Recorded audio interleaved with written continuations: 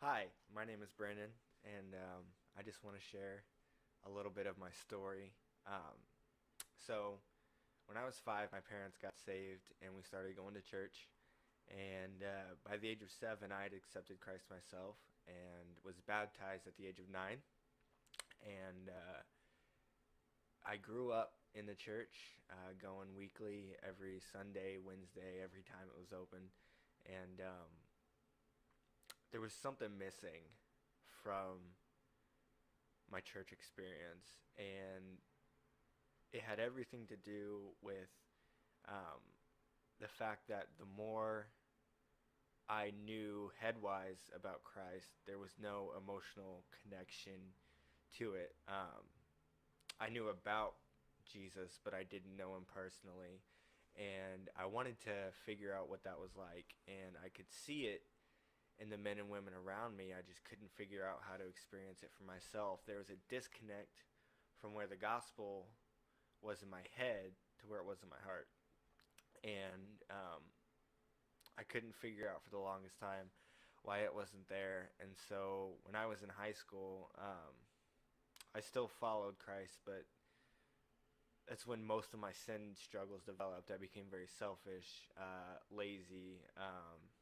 I got addicted to pornography, cussed up a storm. So many of these things that I still deal with and are overcoming daily happened when I was in high school. And that didn't really change until around halfway through my first semester of college.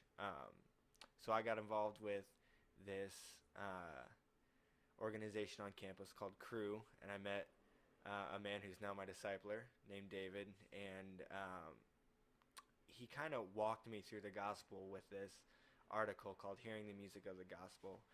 And it was here that I realized where the disconnect was between what I knew about Jesus and why I had trouble with knowing Jesus. And it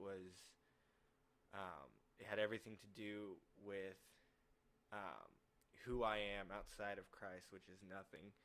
And I had to realize that outside of Christ, man is so fallen and so broken. And it's not just, the sinners that I see daily, that it has everything to do with who I am inherently without Christ. And I had to come to that realization, for the gospel to truly take place in my life, was to realize that I am a broken man in need of a Savior.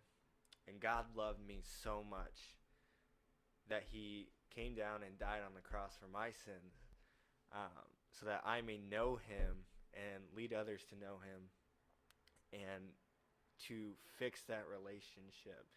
And so without that first point of the gospel, the rest of it just couldn't be rooted in my life. And so now I'm walking with Jesus daily. I know him. I still fall. I still struggle. But there's that relationship. My heart knows the gospel as well as my head does, and that is a truly wonderful thing. And that's why I believe that relationship is greater than religion.